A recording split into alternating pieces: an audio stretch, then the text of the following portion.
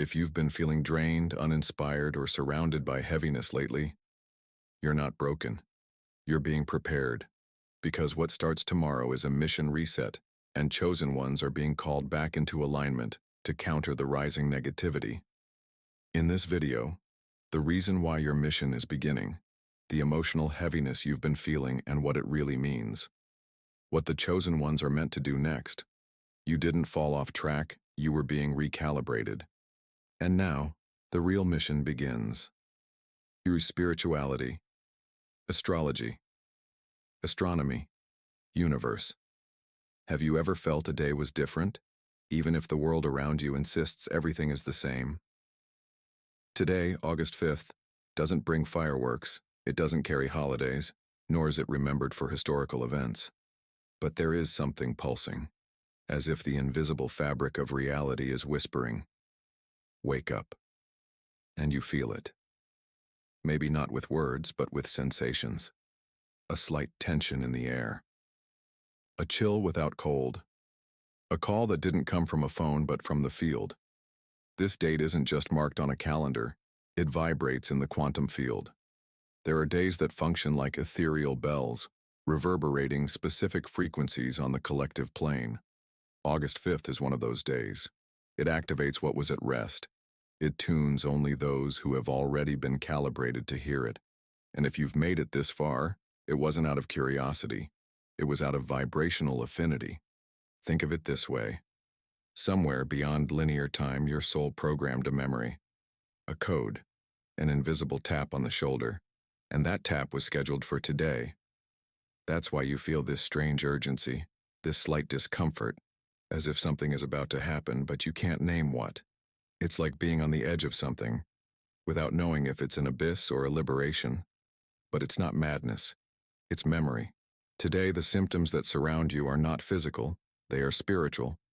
That pressure in the chest with no medical cause. That fatigue not explained by sleepless nights. That feeling that time is slowing down. These are your field's ways of trying to decode the cosmic alarm. Yes, it's an alarm, but not one that screams.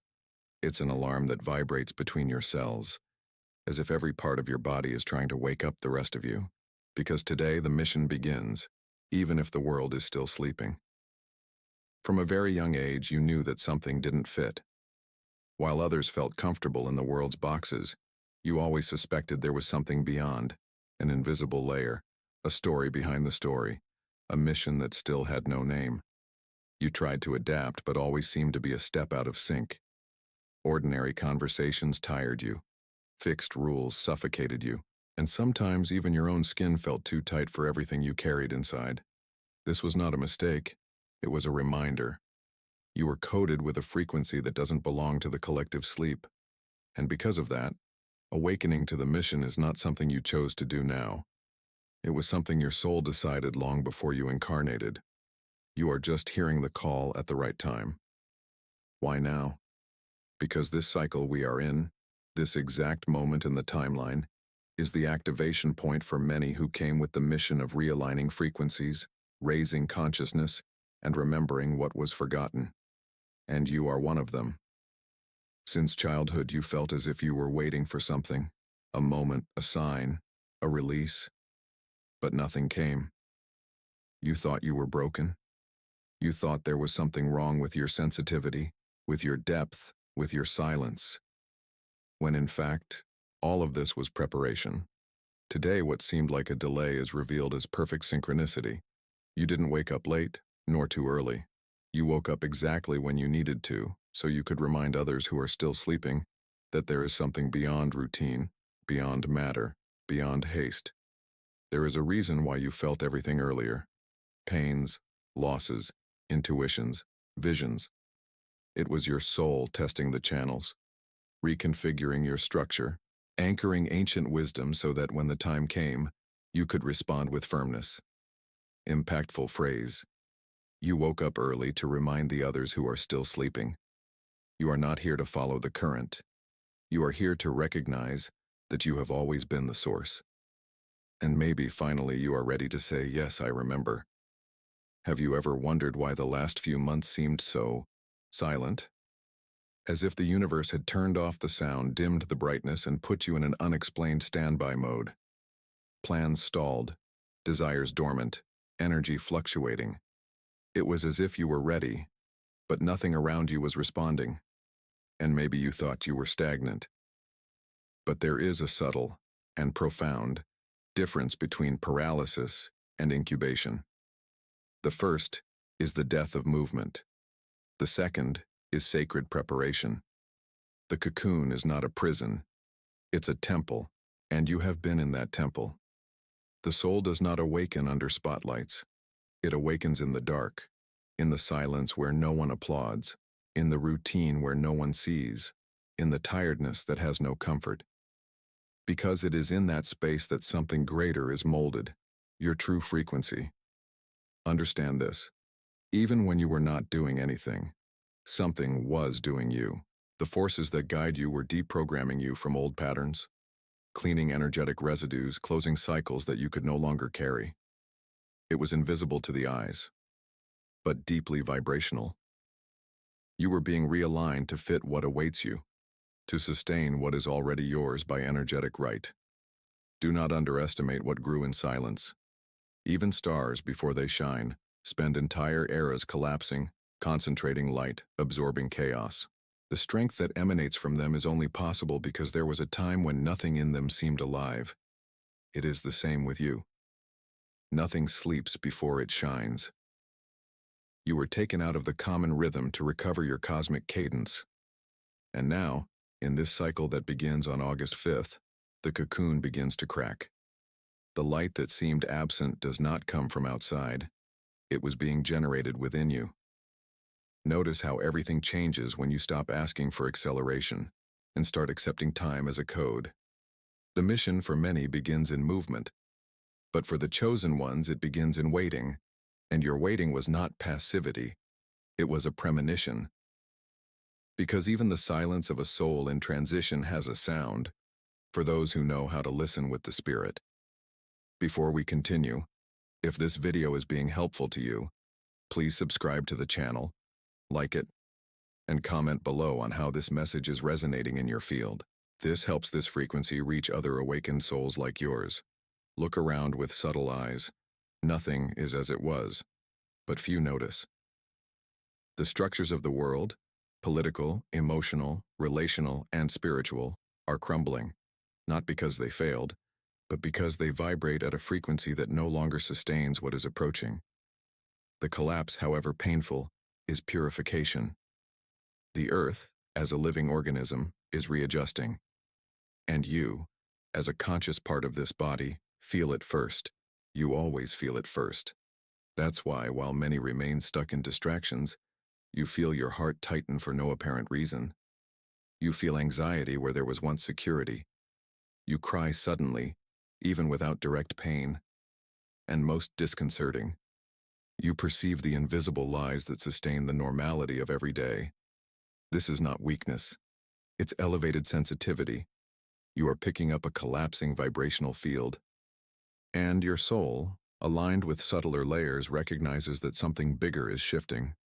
Old forms are fragmenting to make way for what has always been true, but which now needs to emerge. You feel too much because you read signs that others still ignore. Your sensitivity is a compass. It is with it that you navigate through the chaos. Don't try to silence it. Refine it. Because it is your weapon and your anchor. The world seems broken, and it is. But what is breaking is not the essential. It is what was camouflaging the essence. The illusion is unraveling. And as frightening as it is to watch the fall of global masks, it is at this exact moment that your mission ignites.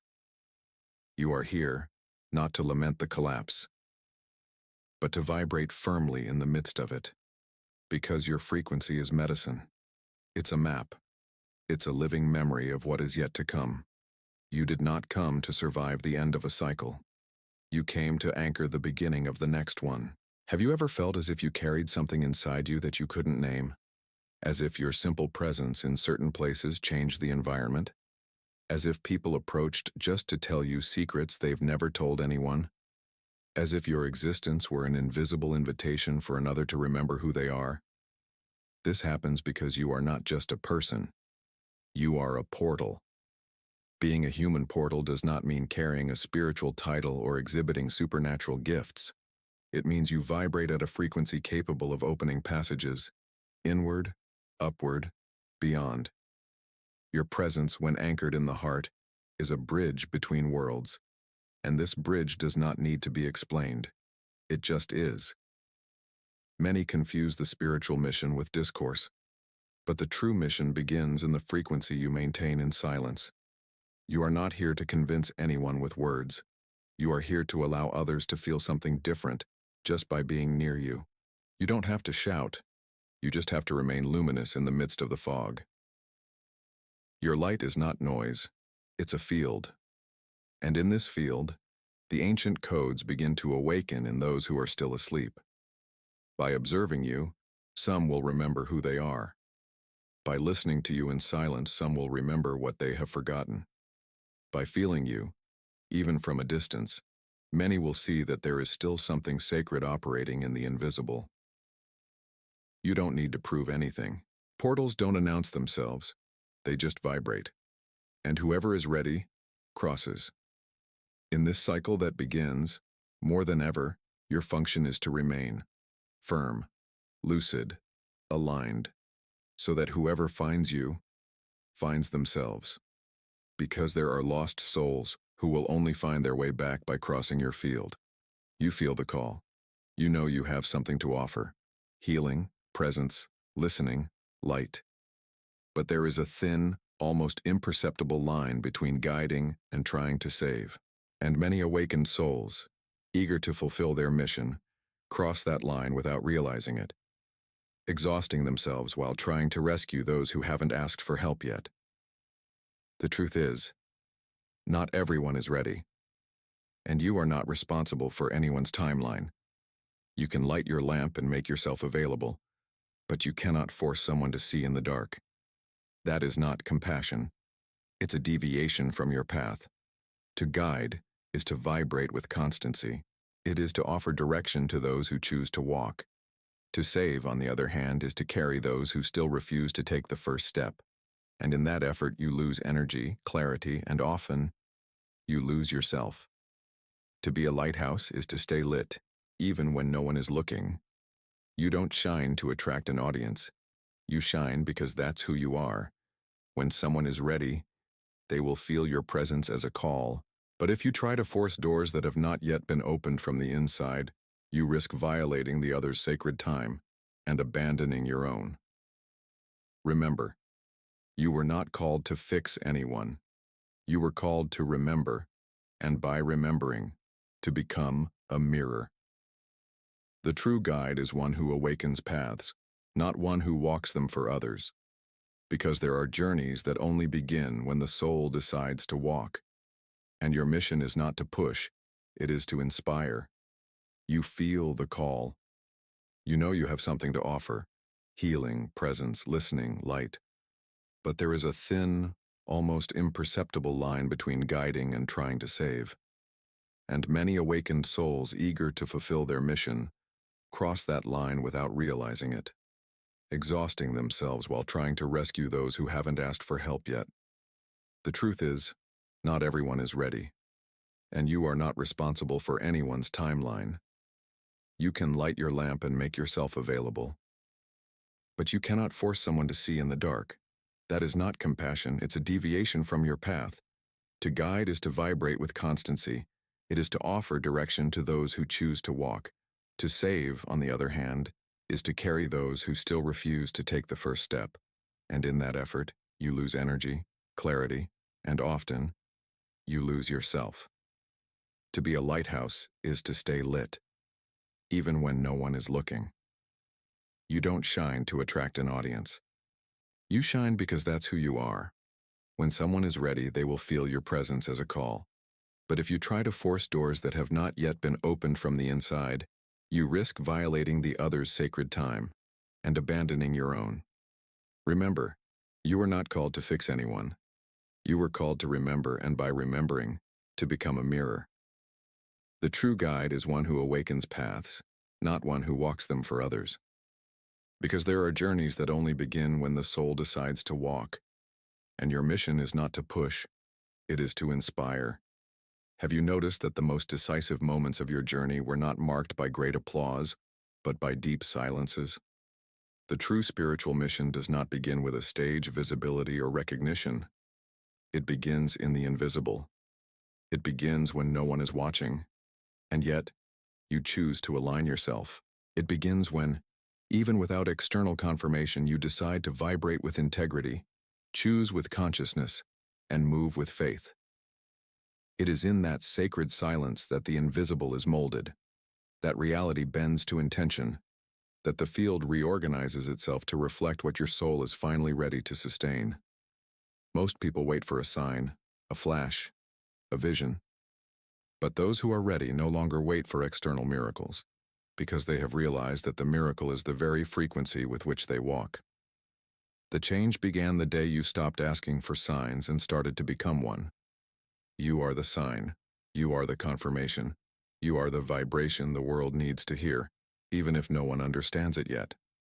The mission is not an arrival. It's a state of being. It happens when you reconfigure your field. When you respond with love, even when everything around you provokes the opposite. When you remain firm, even without witnesses. When you choose light, even within pain. And it is at this exact point that the universe recognizes he is ready, she has remembered, the portal has opened. Because the mission never begins with an announcement.